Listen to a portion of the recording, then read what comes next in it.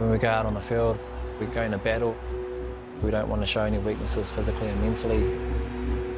But then when we come off that field, that's key to talk about how we're feeling, our emotions, and be a bit vulnerable.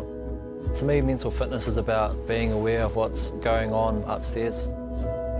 For rugby players, or a lot of us, it's pretty easy to know what we need to do physically in terms of training and eating well, but our mental well-being plays a massive role. My name's Tony Ward, the team manager for the Hurricanes. I started back in 2008, so this is my 11th season. When I first started, mental fitness wasn't really talked about, but over the last few seasons it's certainly evolved as something that's important.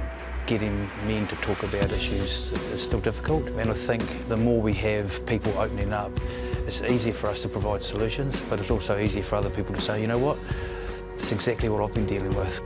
Being a professional athlete comes with a number of pressures. The pressure to perform week in, week out. Travel, being away from home, being away from families, dealing with injuries, short-term or long-term, and also, you know, the public scrutiny. Injuries are huge.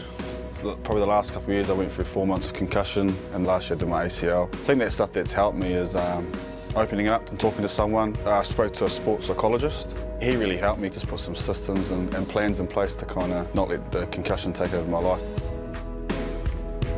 A couple of things that help me when I'm a little bit stressed or feeling down is taking my two dogs out to the beach and just being out in the fresh air. It takes your sort of focus and attention away from whatever else is happening, and you can kind of just decompress. Look, I think it's important not only from a rugby or Hurricanes perspective, but from a New Zealand society perspective. It's no different to a normal everyday New Zealander who has a job or a family, and if we can highlight at this level where we're in the public eye and things that we're trying to do, then hopefully that might provide a stimulus or a way for people to actually think about being mentally fit.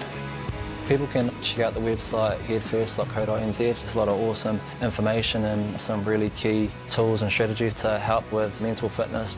There's a stat like 1 in 5 people in New Zealand deal with some form of stress or feeling down. So I think if you know, we can sort of minimise that, you know, that'll be huge.